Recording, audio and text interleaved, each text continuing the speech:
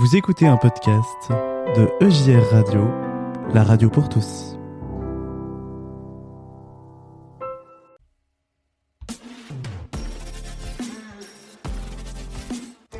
After Work, le grand témoin du jour.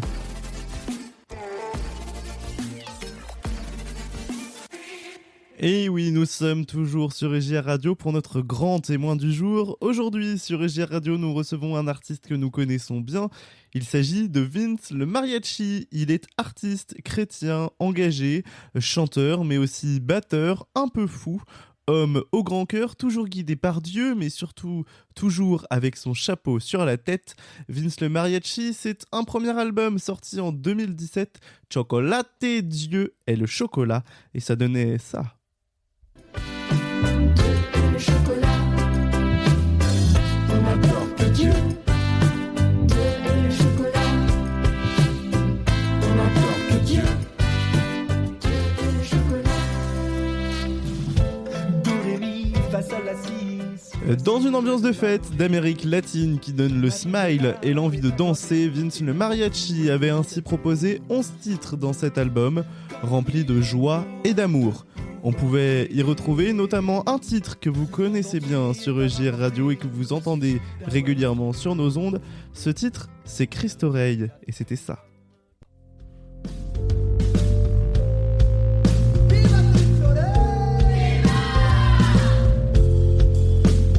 Cristo Rey, Cristo amor poderoso es mi Señor, pero como un bebé se regaló. Cristo Rey, Cristo. Batteur également du groupe de reggae Les Guetteurs que nous avions reçu avec son leader Fratoun lors du dernier 100% découverte. Vince le Mariachi revient en solo en 2023 dans un nouvel album nommé Resonare Fibris, composé de 7 titres. Et cet album, eh bien, le voici en un avant-goût de cet album, Resonare Fibris. Posé à ta résonance, mon Dieu, depuis ma naissance, tu vibres de toute ta voix et toute ma vie te crie.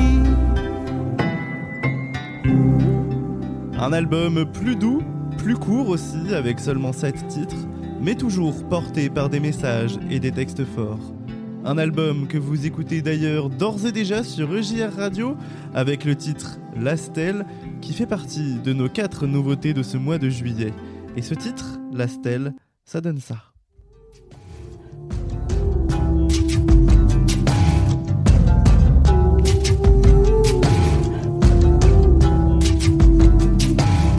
J'avancerai vers le monde sublime, devant l'autel qui détruit les abîmes.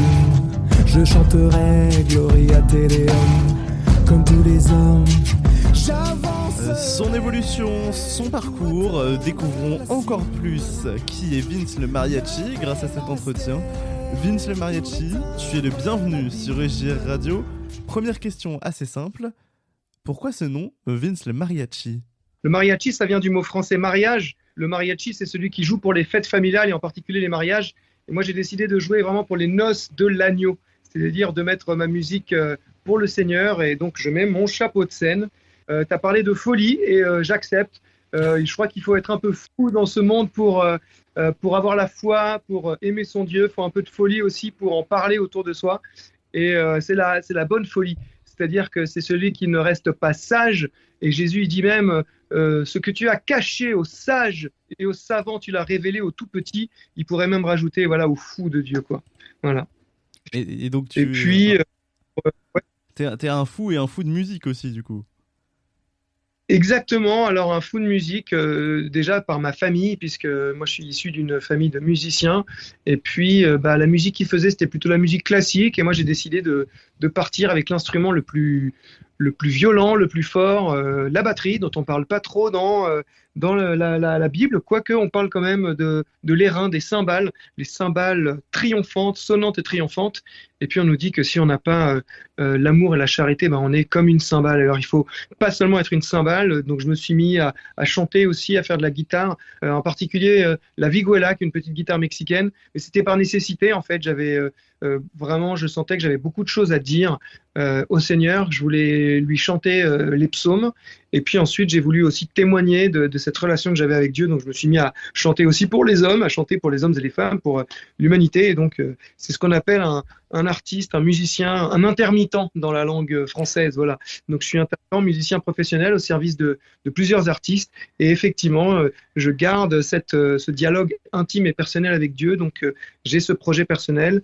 Grâce au label Première Partie qui me donne une voix et qui me permet de produire des titres, et ben effectivement voilà, je peux continuer entre guillemets une carrière qui est pas vraiment, voilà, ma carrière solo, elle n'existe pas en fait. Moi je pense qu'il faut vraiment être avec d'autres personnes. Donc je travaille tout le temps avec des gens. Je travaille avec un guitariste qui s'appelle Arnaud le Gringo, Arnaud Gazaigne, et là pour cet album en particulier avec un gars qui s'appelle Estienne, qui est un grand copain et avec qui on a enregistré, qui a été le réalisateur vraiment de cet album. Voilà. Ouais, Estienne qu'on avait d'ailleurs reçu sur JR Radio lorsqu'il était au festival Let It Be à Nîmes l'année dernière, et vraiment Estienne, un grand personnage lui aussi. Ça m'étonne pas que vous vous entendiez bien tous les deux.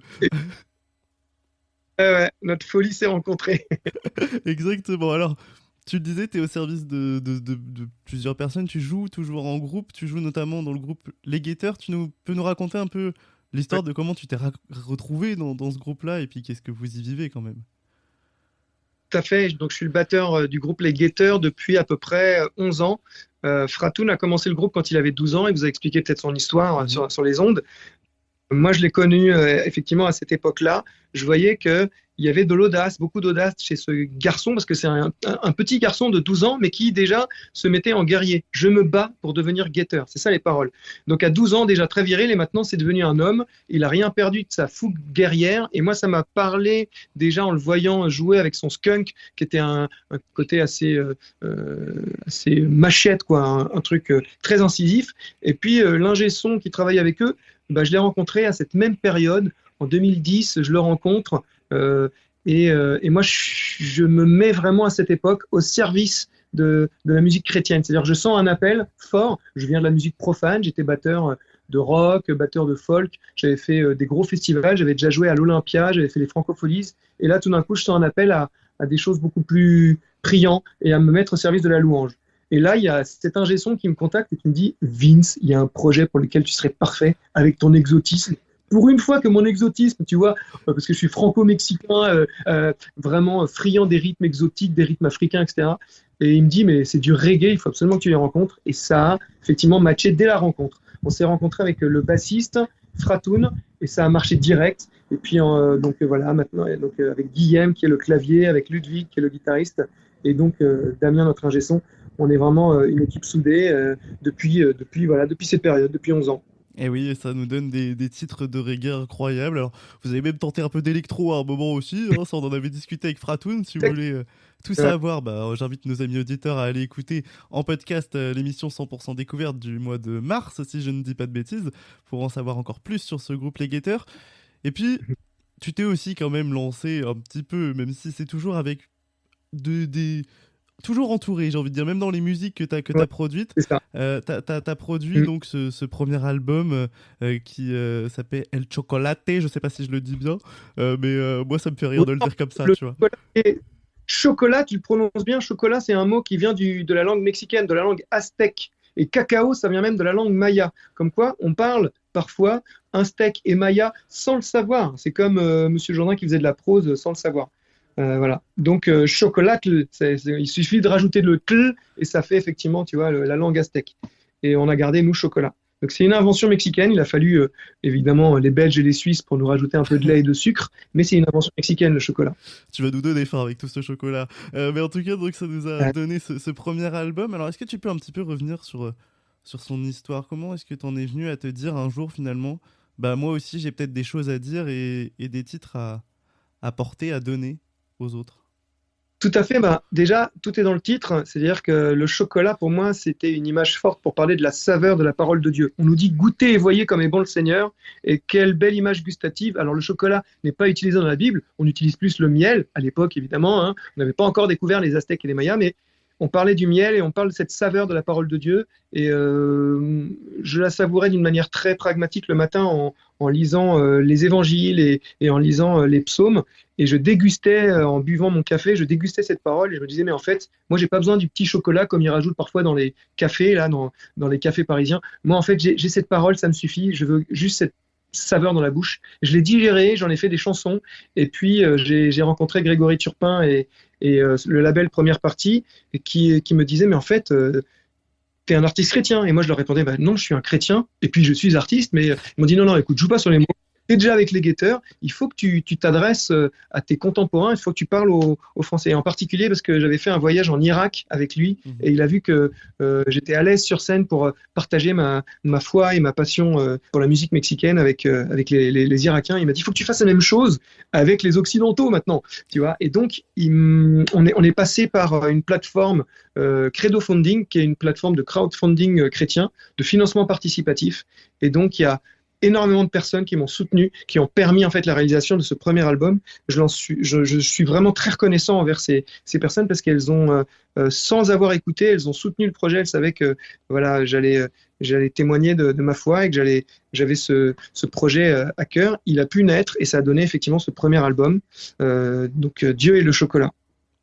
Et donc ce premier album, on a entendu des extraits tout à l'heure en tout début de l'interview.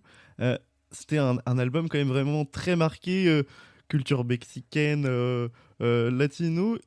C'était un peu ta volonté aussi justement de montrer cette facette de toi, j'ai envie de dire. Oui, c'est ça, je suis authentique, je parle de ce que je suis, de ce que je peux apporter en fait. Et vu que je suis franco-mexicain, je connaissais pas trop mes origines mexicaines. Hein. J'ai retrouvé en fait mon père qui m'avait abandonné quand j'étais tout petit. J'ai retrouvé quand j'avais la vingtaine. Donc à cet âge-là, je faisais déjà de la batterie, mais là-bas j'ai découvert la petite guitare mexicaine qu'on appelle la vihuela. J'ai appris d'autres rythmiques et je voulais que ça se ressente et que ça ressorte dans mon premier album, qu'on sente qu'effectivement c'était un gars qui parlait avec ses tripes et qui était franco-mexicain, donc il utilisait ça. Donc je chante en espagnol et en français les psaumes, et puis j'ai rajouté des rythmiques de Oaxaca, des rythmiques même africaines aussi parce que j'aime beaucoup, et ça se rejoint. Il y a Oaxaca, c'est une région du Mexique où il y a une rythmique qui ressemble au bikutsi camerounais, et donc voilà. Et puis j'ai rencontré aussi Ludwig avec les guetteurs. On a parlé beaucoup compas, et voilà, à la fin de Christ Oreille, on entend des espèces de sonorités un peu plus compas et d'Haïti. Et effectivement, je trouve que la musique, elle a cette chance. Voilà, c'est un langage et il y a plusieurs langages qui existent. Et ben voilà, moi je puise parfois dans le français, dans l'espagnol. Et ben de la même manière, dans les musiques, je puise dans différents langages. Et voilà, je produis ce que j'appelle une louange exotique. Je fais pas de la pop louange, je fais de la louange exotique. Oui, et puis tu nous emmènes à comment dire, un voyage finalement, et un voyage même spirituel. Exactement. Aussi. C'est aussi ça, la force de tes albums? Tout à fait. Jésus, quand il envoie ses disciples, eh ben, d'abord, il envoie son Esprit Saint. Il y a la Pentecôte. Et quand il envoie en fait son esprit, là, à ce moment-là, tout le monde se met à parler dans des langues différentes. Et ben moi aussi, je veux parler avec des langues et des rythmes différents. Je veux parler de cette spiritualité qui m'habite, de cet esprit qui m'anime, de ce Seigneur qui m'a voulu, qui m'a créé, et puis de ce Christ qui m'a sauvé. Voilà. Et donc maintenant... Et je chemine avec lui, puisqu'il est ressuscité, donc je chemine chaque jour avec lui, et c'est ce que j'essaye de transmettre, en particulier justement dans ce prochain album, dans ce dernier album là, où je parle beaucoup plus de mon cheminement quotidien avec le Christ. Voilà. Ouais, justement, j'allais y venir. Maintenant, il y a eu quand même quelques années qui sont passées entre Chocolat qui date de 2017 et puis ce nouvel album qui est sorti là tout début de 2023. Raconte-nous un peu comment t'en es venu à te dire il faut que je ressorte un album. T'avais encore des choses à nous dire différentes? Encore une fois, c'est grâce à mon label Première Partie, et en particulier aussi grâce à un auteur qui est un prêtre et qui a écrit un livre, et il voulait que les recettes, les royalties, les recettes engrangées par le livre aillent pour des projets artistiques, en particulier pour un projet avec un petit qu'il avait gardé en contact depuis les missions qu'on faisait ensemble, parce qu'on faisait partie d'un festival d'évangélisation qui s'appelait Annuncio.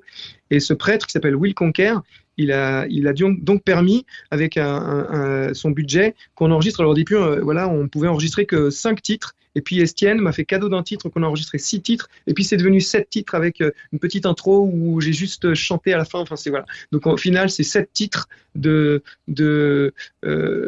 produits par première partie et qui venaient en fait du fait que comme on avait une restriction entre guillemets, on pouvait pas partir dans tous les sens, et ben on a décidé de faire ça à 2 avec Estienne, et Estienne m'a beaucoup aidé. Il m'a dit écoute Vince, dans ton premier album tu chantes les psaumes, maintenant il faut que tu composes tes propres psaumes, que tu parles toi-même en images comme fait Jésus, comme tu aimes la poésie, ben vas-y.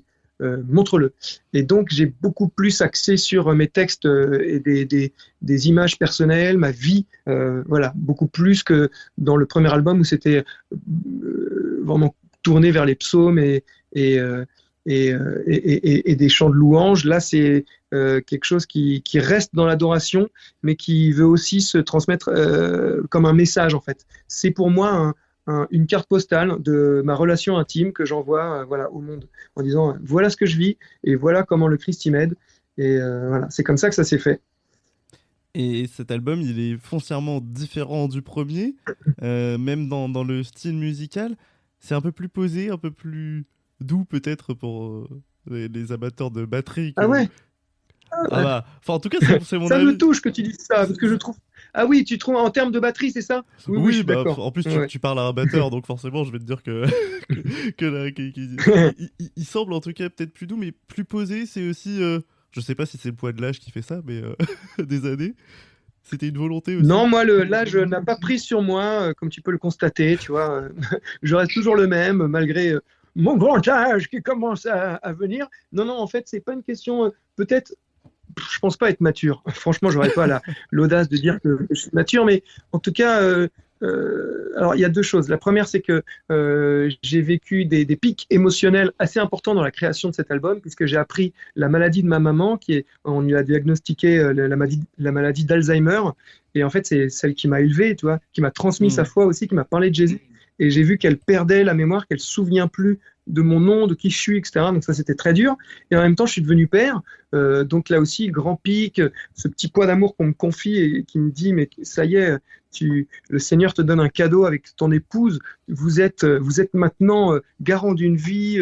C'est incroyable. Donc voilà, il fallait que j'utilise ça dans les messages. Et puis, la deuxième chose, c'est que Estienne, il m'a bousculé aussi dans mes origines musicales. C'est-à-dire que moi, je viens du rock, je viens du punk, et il y a une énergie, en fait, même s'il n'y a pas une batterie punk qui fait... Il y a quand même une énergie punk qu'on peut garder, en particulier dans la voix. Il m'a poussé, il m'a bousculé en me disant il y a quelque chose quand tu chantes en espagnol que tu n'as pas quand tu chantes en français. Moi, je voudrais entendre la même chose en français que quand tu chantes en espagnol. Donc, il allait me chercher dans mes retranchements, trouver des tonalités qui me convenaient pas de prime abord, mais voilà. Donc c'est pour ça que peut-être plus posé aussi parce que on a gardé des aspects exotiques des instruments comme la quijada qui est une mâchoire d'âne mexicaine, la vihuela, mais on a rajouté beaucoup de sonorités électro, et puis comme on n'était que 2, et ben voilà, ça c'était quand même, c'est moins polyphonique, moins orchestral que le premier, où il y avait effectivement batterie, basse, guitare, c'est voilà le combo. Là, tout était plus diffus, et les sonorités électro, finalement, ça ramène aussi une autre énergie. Donc finalement, c'est électro-punk exotique, quoi, là, celui-là. On peut dire que c'est peut-être moins traditionnel, mais c'est toujours aussi foufou quand même quand on t'entend écoute, nous expliquer tout ça. Faut chercher l'originalité, hein. Ah bah c'est sûr, bah, je peux te dire que t'inquiète pas, tu l'as, elle est là, c'est clair. Et du coup, dans cet album-là, on t'entend, sauf erreur de ma part, quasiment pas chanter en espagnol comparé au premier album, mais on t'entend par contre chanter. Oui, c'est vrai, il n'y a qu'un pont et puis un petit refrain au début dans l'intro, et beaucoup en français, ouais. Et par contre, on t'entend chanter ça correspondait en latin aussi. Alors voilà, en latin, parce que il faut savoir, ça, les auditeurs le savent peut-être, parce que vos auditeurs sont sans doute des gens très cultivés, mais le nom des notes de musique, ça vient d'une prière qui était écrite en latin. Donc on appelle ça une hymne médiévale, donc assez ancienne, tu vois, le Moyen Âge. Et en fait, c'est assez beau de se dire que dans son ADN même, la musique nous rappelle qu'elle doit être tournée vers le Seigneur. D'ailleurs, le Do qui commence et qui finit la gamme, ça vient du mot latin dominer, maître et seigneur. Dominus, dominer. Et c'est pareil pour chaque nom de note, en particulier le Ré, qui vient de résonare fibris, ça veut dire louer de tout cœur ou alors chanter de tout son cœur, de toute son âme. Voilà. Donc c'est pour ça que c'est devenu le titre de mon album. Je trouve que voilà, il faut se rappeler que dans son ADN, dans son origine, vraiment, la musique, elle est faite pour être tournée vers Dieu. Donc je me suis permis de chanter ce petit couplet en latin et puis d'y mettre de temps en temps des petites anecdotes, quoi. Je parle de Gloria Te Deum. En fait, je me suis rendu compte que on chante beaucoup Alléluia. Alléluia, c'est pas du français, c'est pas de l'espagnol, c'est pas de l'anglais, c'est le mot le plus beau qui existe pour moi. Là, mon fils de 20 mois vient de le prononcer justement là, pour la première fois au Jesus Festival. Wow. Et c'est peut-être parce qu'il m'a entendu chanter comme un Alléluia ou qu'on dit tout le temps, moi je chante sans arrêt quand je fais la prière, je chante Amen, Alléluia, Amen, pour qu'ils comprennent que Amen et Alléluia, c'est des mots qu'on doit tourner vers le Seigneur, c'est des mots de prière.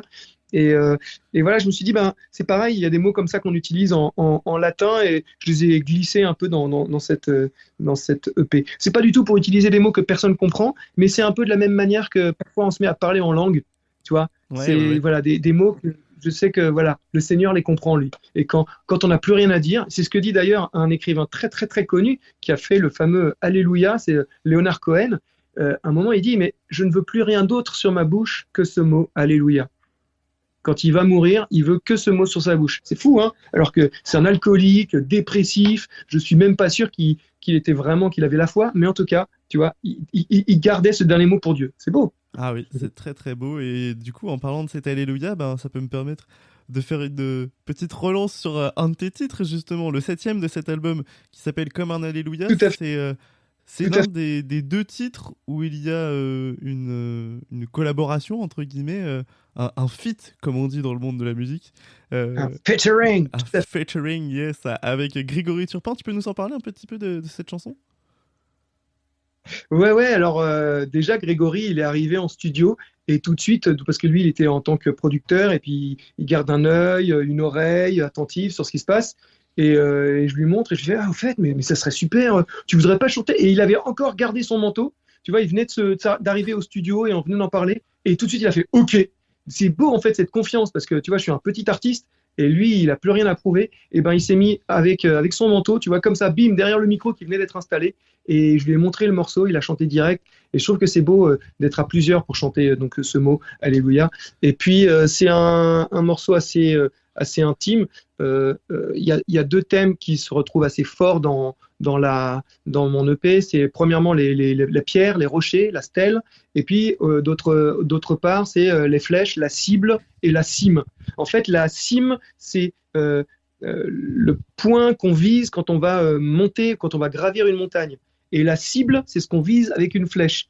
Et en fait, nous-mêmes, nous sommes les cibles sans arrêt du péché, des attaques de l'ennemi, mais nous dit la Bible, nous sommes pas seulement des cibles, nous devenons en fait des flèches. Dans les mains de l'Éternel, nous sommes une flèche qui va aller droit au but, qui va aller vers la vie éternelle en fait qu'on nous promet. Donc je pensais que c'était important d'en parler, de témoigner de ce passage-là. Je suis plus une cible, je suis une flèche, et en face de moi, je sais que il y a cette cible, cette cime qui est accessible, et c'est celle de la vie éternelle, celle où je vais chanter Alléluia avec mon Dieu, je vais me retrouver face à face avec mon Créateur, avec toute sa création, on va tous se retrouver ensemble et on va tous chanter ce mot-là. Voilà. Et on a hâte de tous chanter ce mot-là tous ensemble, hein. comme les anges réunis quand ils chantaient aussi pour les bergers. Exactement. Voilà, Exactement, c'est ça. Gloire à Dieu au plus haut des cieux. Et c'est ce qu'on va faire, ni plus ni moins. Voilà. Et donc, je voulais du tambour. Et puis, il faut pas se dire seulement que la vie éternelle, c'est plus loin, c'est plus tard. Non, il y a déjà un cadeau, cette vie qu'on a, cette vie terrestre, il faut en profiter, il faut la savourer, malgré ses difficultés. Et je veux dire, au travers elles, parce qu'elles nous apprennent aussi beaucoup du soutien que peut garder le Seigneur pour nous, du soutien que peuvent garder nos frères et sœurs aussi pour nous. Et il y a aussi beaucoup de joie dans cette vie. Et donc, je voulais vraiment que ce soit un morceau joyeux, avec un rythme, avec un tambour qui fait une rythmique un peu exotique aussi, bien mexicaine. C'est d'ailleurs un tambour mexicain que j'ai ramené de là-bas, qu'on a enregistré dans la crypte de l'église du Marais, du temple du Marais. C'est l'église unie du Marais, où on a enregistré cet album. Donc il y a une crypte qui résonnait beaucoup, et on a fait ce tambour-là. Et des paroles qui parlent de ma joie aussi à fonder une famille, à être une flèche dans les mains de l'Éternel avec un but précis, et que cette vie, voilà, c'est pas seulement la vie éternelle, il faut savourer aussi cette vie en attente, voilà, de la vie éternelle. Et donc dans cette vie terrestre, il y a aussi toute une partie, tu l'as dit tout à l'heure, sur les rochers avec la stèle que nos amis auditeurs ont pu découvrir depuis tout ce mois de juillet, puisqu'elle fait partie de nos 4 nouveautés du mois. Tu peux nous parler un peu plus précisément de cette musique, la stèle? Oui, ouais. Alors l'image du rocher, c'est important parce que Jésus nous dit qu'on est des pierres vivantes. Il le dit en particulier à Simon qui devient Pierre. On est des pierres vivantes sur lesquelles il va bâtir son église. Et du coup, moi, je pense que voilà, dans Yeshua, qui est le premier titre en fait de l'EP, vraiment, dans Yeshua, je parle des rochers nus. Je veux proclamer ce nom, Yeshua, aux rochers nus, c'est-à-dire aux pierres qui sont encore nus, qui n'ont pas reçu l'onction. Parce que pour devenir une stèle, c'est-à-dire une pierre qu'on élève pour l'autel, eh ben, les anciens dans la Bible, ils mettent une huile sainte, une huile sacrée, et c'est l'onction. De la même manière que nous recevons au baptême, voilà, cette onction. Et je me suis dit, voilà, on est appelé à être des rochers, des pierres vivantes, des stèles qui nous élevons au travers du sacrifice ultime de Jésus le Christ. Et cette marque, elle apparaît dès le baptême. Et du coup, on ne devient plus des rochers nus, on n'est plus des pierres comme ça qui garnissent un désert, mais on devient des pierres vivantes sur lesquelles justement on peut bâtir l'Église. Et c'est ça que je voulais dire dans la stèle. C'est un psaume qui dit « J'avancerai vers l'autel du Seigneur ». Et tout est dit dans cette phrase en fait. C'est un but, c'est une volonté aussi. J'avancerai, c'est un futur, je veux avancer vers l'autel du Seigneur. Et en fait, je deviendrai moi-même en fait cette montagne et cette pierre d'autel. Moi aussi, je veux me donner en sacrifice de louange pour le Seigneur. Et on a toute notre vie pour de passer du rocher nu à la stèle. Voilà.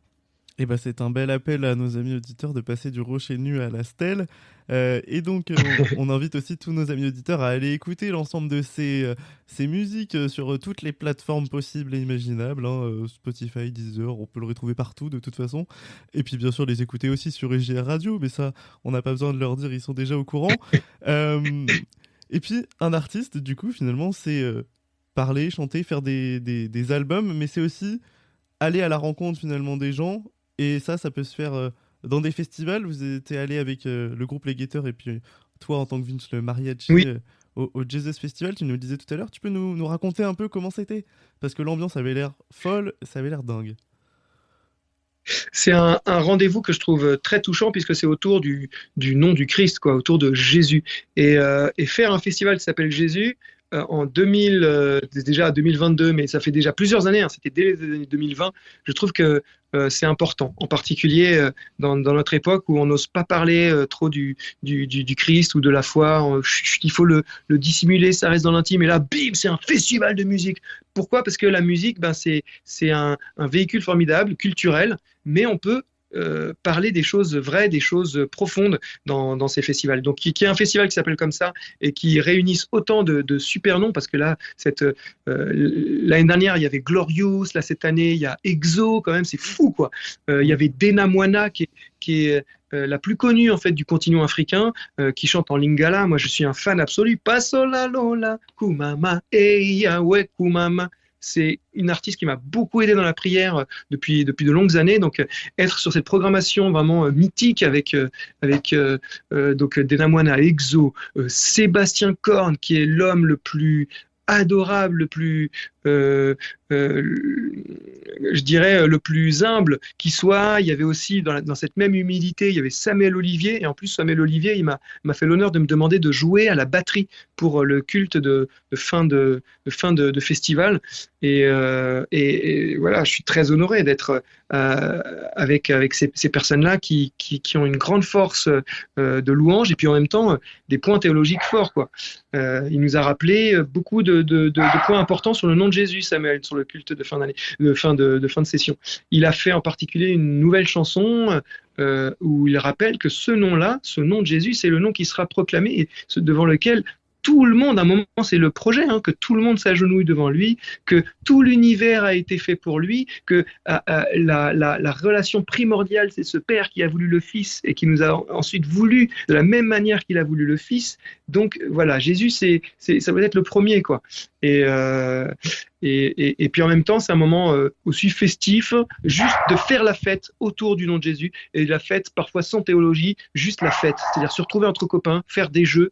Il y avait en particulier des jeux pour les enfants. Il y avait un château gonflable, il y avait des trampolines, il y avait des manèges. Voilà, ça c'est la fête telle qu'elle doit être vécue en étant entre chrétiens, mais voilà, se réunir autour du nom de Jésus, je trouvais ça très, très fort. Avec des burgers aussi, des bons burgers et des tas de podcasteurs, je dirais d'influenceurs chrétiens aussi. C'est l'occasion de voir toutes les personnes qui travaillent dans l'évangélisation, des pasteurs, voilà, des Instagrammeurs. C'était super. C'est vraiment très très bon. Voilà. Et puis il y a encore d'autres dates qui arrivent avec le groupe Les Guetteurs aussi. Il me semble que vous allez partir en tournée. Festival Christ en scène. Ouais, Christ en scène le 26 août, qui est du côté de Fontainebleau. Il y a aussi, là on va partir à côté de Lisbonne. Il y a une date en Belgique avec Hillsong Youth FR aussi en octobre. Donc il y a quand même quelques dates qui se précisent. Pas énormément, il faut dire que aussi ce festival c'est très intense, il y a énormément d'artistes parce que finalement dans le reste de l'année, je trouve qu'il n'y en a pas assez, il n'y a pas beaucoup d'événements chrétiens qui se montent. C'est vrai qu'il faut du courage pour monter des événements chrétiens, il faut du courage aussi déjà pour monter des événements de concerts, de musique. Mais voilà, finalement, il n'y en a pas tant que ça dans l'année. Donc moi, je prie pour qu'il y en ait d'autres, qu'il y ait des personnes aussi qui se lèvent et qu'il y ait des projets qui disent si je vais faire un concert dans mon église, si je vais faire un concert sur la place de mon village. Voilà. Et le message est passé, nos amis auditeurs, levez-vous et puis faites des festivals. C'est toujours cool. Allez, l'ambiance des festivals et puis voilà, mettre la musique, carrément, la musique au centre et puis Dieu encore plus au centre aussi.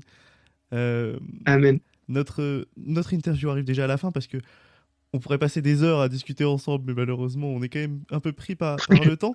Qu'est-ce qu'on pourrait souhaiter au Vince le Mariachi d'aujourd'hui, de demain et du futur ? Écoute, non, moi je prie, je continue de demander au Seigneur. Donc, ce qu'on peut souhaiter, c'est qu'on soit tous réunis par ce climat de prière qui va s'installer et que chacun soit béni, chacun soit renforcé, que effectivement la musique que les artistes continuent de produire, malgré le fait, voilà, on le sait, les gens n'achètent plus les CD, mais c'est pas parce que les gens n'achètent plus les CD qu'on n'a plus rien à dire. On a besoin aussi de continuer de témoigner et que les gens sentent que effectivement, les artistes n'ont qu'un feu, c'est de disséminer cette onction que le Seigneur veut pour chacun, cet amour précieux que Jésus veut pour chacun. Voilà.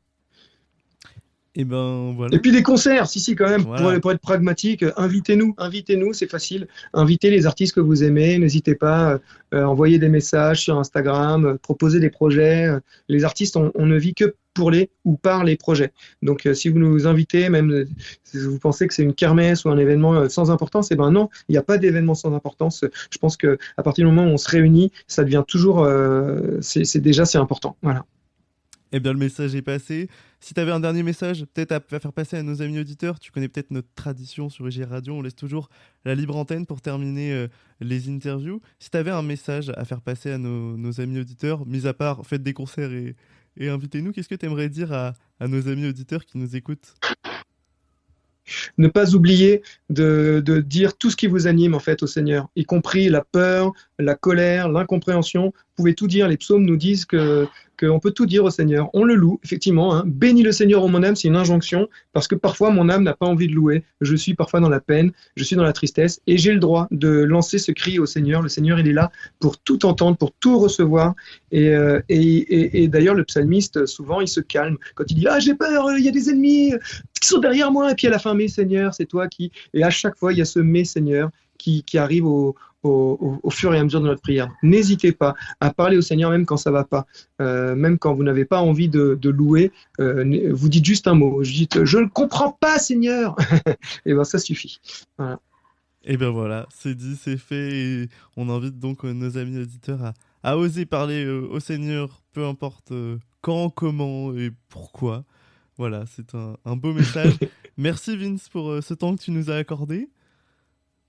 Merci infiniment les amis. Et puis, tu connais, t'es le bienvenu derrière nos micros. Ce sera avec grand plaisir qu'on te recevra de nouveau. T'es vraiment Carrément. Le bienvenu quand tu veux. Hein. Je veux voir vos nouveaux studios qui vont arriver dans quelques temps. Eh ben, je prie pour ça. Je prie pour vous. Avec grand plaisir, tu seras le premier invité. Pourquoi pas? Allez, c'est noté, c'est dit, ce sera fait. Avec grand plaisir.